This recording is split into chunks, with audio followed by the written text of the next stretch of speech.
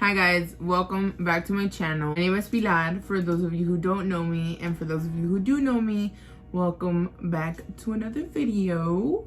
Today's video is basically going to be a story time as to why I exposed some guy on my Instagram. For those of you who saw, I don't know if I'm allowed to say his name or not. I don't know if he's gonna be like crying about it later. Maybe I'll blur out his name on the screenshots, maybe I won't. Basically, this kid is like a promoter.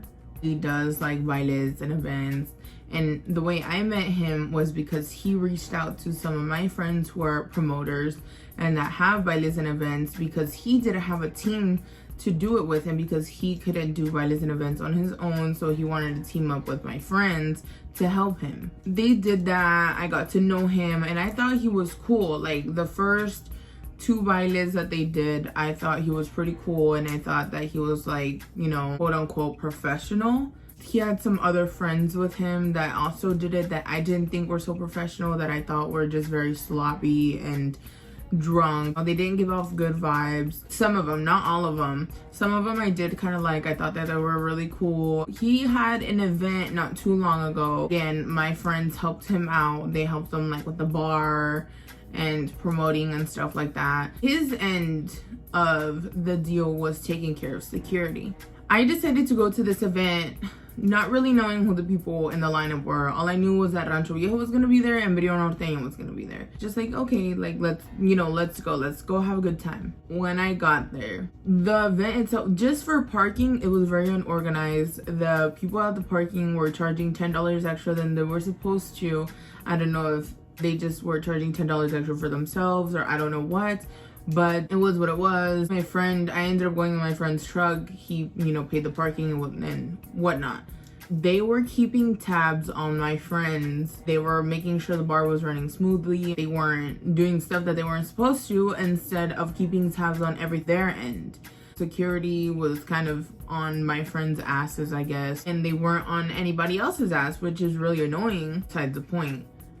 The security was, I guess, only strict on the bar, because I walked straight into VIP and then backstage like nothing. All I did was like sweet talk the security and they just let me through, which is really bad actually. Like if any of the security guards see this, you guys were really nice and really good people, but you guys do need to be a little bit more strict on people, because it could have been anyone just trying to get backstage.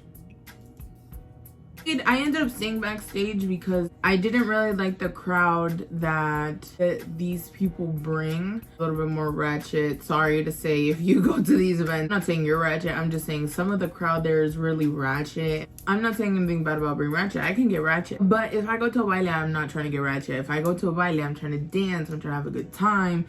I get ratchet at a club. I get ratchet at Papa's and Beer. I get ratchet at a house party.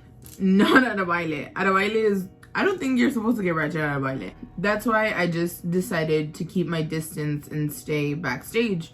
I saw the security guy had left and I was like, oh, who's gonna be here, you know? So I stepped up because I thought the security was just gonna leave and come back. So I was like, okay, I'm gonna go make sure everything's okay. Like, I'm not really even vibing right now. Let me just go do something. Minutes had passed by. Minutes. Security guard didn't come back. So I was like, excuse me? Where is the security guard? Ended up being my friend, my boyfriend, and myself there being security, making sure that no one wasn't supposed to be backstage got into backstage. I got into a lot of arguments with people that were like, oh, well, I was already back there. I was like, well, you're not supposed to be back here.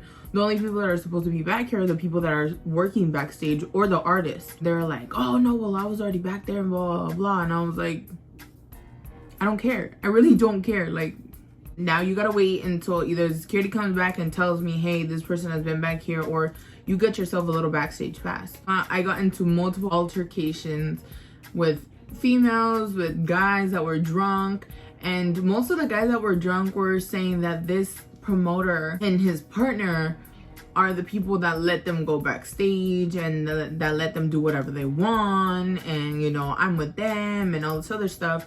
Not only that, this kid comes up to me fiending, like he looks like he wants something so bad, and he's like, oh yeah, well, I left my soda out of his car, I left my soda out of his car. And I was like, I don't care, like if you want to go to your car, you gotta go around. He's like, no, it's because he started giving me like different explanations. And then the promoter's friend comes by and he whispers something in his ear, and then he's like, please.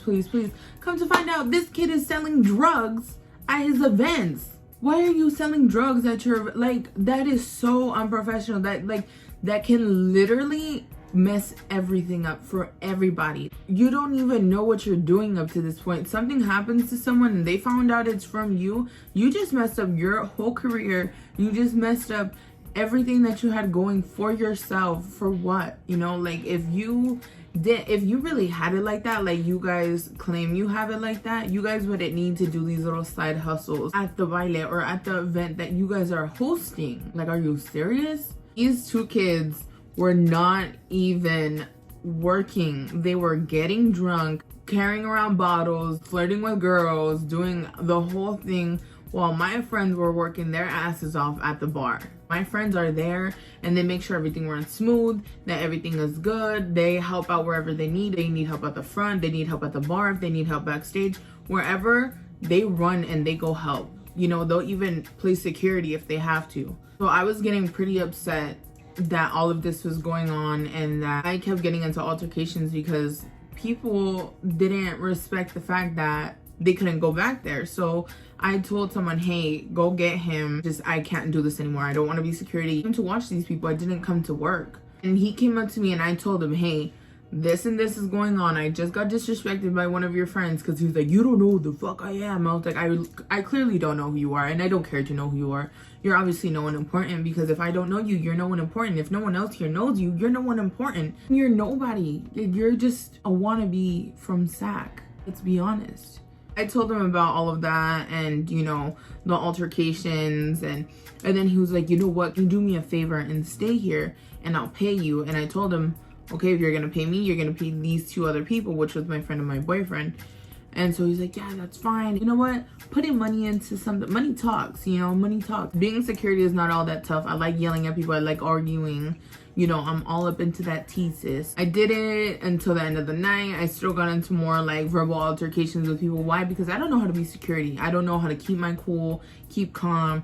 I know how to pop off. You're gonna disrespect me, I'll disrespect you. I don't have the training that a security guard does. Like, I don't have that patience, or I don't have that skill set to be a security. Props to everyone who gets shit talked to when people are drunk and stuff like that and keep their calm. I am not that person.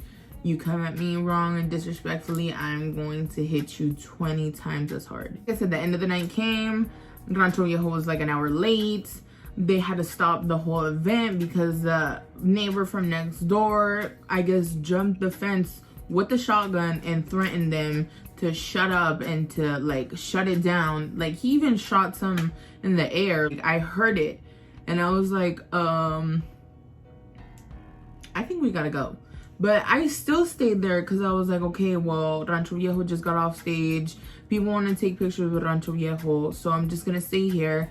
And then I started getting into more arguments with people. If I'm gonna be security, you're gonna respect me and what I say. So to some point, one of my friends was like, you know what, you shouldn't be here because it's not your responsibility, it's not our responsibility. It was supposed to be their responsibility to take care of security when they, I guess, just paid security to be there until 10 and the event ended at 12. So I was like, you know what, you're 100% right. And I left. I was like, I don't care. Next day, I called my friend. I was like, hey, who's supposed to give me the money? Is it supposed to be you? And then he pays you? Or how is that coming? And then he's like, no, he's gonna pay you. I was like, perfect.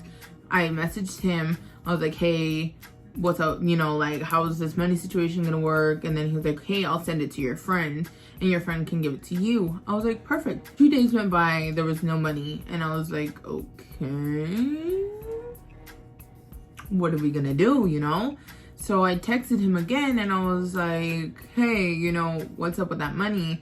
And then he was just like, oh, like, I didn't get to see your friend, I'll make sure I'll give it to him. And then I texted my friend. I was like, hey, do you know if he has Venmo by chance? He was like, yeah, he has Venmo. So I just texted him. I was like, hey, you know what? If it's a lot easier, let's just do it through Venmo and we'll keep it at that. He's like, okay, I'll have one of my friends send it to you. So I was like, honestly, don't care who sends it to me. Just send me my money. I had to text him very often. I think it was like 2 days still after that until I saw half of the money that he owed. I'll just give the money and then I'll wait for mine. He told me too, he was like, here's half, I'll send you the other half tomorrow. I was like, okay, that's fine. The next day came, didn't see anything. I was like, hey, can you send the money? He was like, oh, are you gonna go to your friend's or sister's quinceañera? I was like, yeah, I am. And then he's like, okay, like I'll give it to you there. I was like, perfect. In person, like it, simple, easy. He didn't show up. He was out partying somewhere else, and I was like, sir, where is my money? The next day I texted him, hey, can you please give me my money today? That same day I sent a question mark. The next day, yeah, te encargo mi dinero hoy, porfa. Same day again, sent another question mark. He then replied, one of his friends is gonna send it to me right now when she gets off of work. And I was like, thank you. 10:39. And I said, what time is your friend out? I started getting upset. I was like, it's been a week. I shouldn't be having to ask for my money. I've been very patient, but I think you're just trying to catch me for boo-boo the fool up to this point. He didn't reply. The next day, I was like, I'm gonna need my money today. My friend had tried calling him and he said that he was gonna call me. So I told him, why are you telling my friend that you were gonna communicate with me? You keep ignoring me. I don't want to make this bigger than what it is, but I don't think it's fair that you have time to do everything else but send me my money that you owe me for working at an event where I went to go have fun. He didn't answer me at all. And I waited 2 days. My boyfriend sent him a message saying that if he didn't pay me, that he was gonna press the issue when he sees them. And then my friend actually kept calling him and he would ignore his calls. So that's when I took it upon myself to actually expose him on Instagram, posted all the screenshots, and then he messaged me. He's like, do you have Cash App? And I sent him my Cash App, and he kept asking me if it got to me, and then I said, yep. And then he was like, can you please delete that? Basically told him that I didn't want to make the situation bigger than what it was. But he kept leaving me on red. He wouldn't answer my friend's phone calls. I was like, I did you the favor, and I still had to beg you to pay me. You're right that it didn't have to get that big, but it was the only thing that made you actually pay me. Try to basically bite the hand that feeds you. And then again, he told me to delete it and I left him on red. After that whole exposing, so many people were texting me and swiping up on my story and saying that he does the same thing all the time. He owes so many people money. He fucks over everyone that he works with. That's why he didn't have anyone to work with when he first reached out to my friends. He's either very money hungry or very broke, that he needs all this money and that he can't afford to pay back. Not only that, the people that support him and that help him by buying tickets to his bailes. I had a girl tell me that she bought a VIP table from him and that when she went to the event that he was trying to act all stupid and trying to act like she never bought a table, and that he didn't want to give them the bottle that came with the table. She spent so much money and that he gave them one beer each. I guess the beer wasn't even cold. It was a hot ass beer. And I was like, are you serious? This kid is really trying to burn bridges. This kid, in all honesty, no one knows who he is. No one knows his events. And no one will ever know his events because he keeps fucking over the people that are helping him. I don't respect him. If I ever see him and if he ever tries to say hi to me, everyone who knows me personally knows that I can't hide my emotions. If I don't like you, you are going to know it very well. I do believe in karma. So what goes around is gonna come right back around to bite him in the ass. He is not professional. He gets drunk at all of the events. He gets very sloppy. He doesn't hold his end of the deal. Very cocky. He acts like, oh, this whole event is mine and da da da da, but can't even afford to pay it. That's why he has people working with him, because he can't afford to pay it by himself. He is not a man of his word. He fucks over people. Like, he won't pay you. He'll probably steal money from you. He thinks he's up here and you're down here, but in reality, he's trash. He's not even down here. He's all the way down here. For anyone who, you know, knows this kid, just be careful when you're doing work with him, when you're, you know, going to his events, anything. Just be careful with this kid. That was basically it for my little achievement time exposing video as to why I exposed the kid. I did my best to do it all in English. I think I did a really good job at it, actually. Give this video a thumbs up, turn on the notification bell to get notified every time I post, and I will see you guys next time. Bye.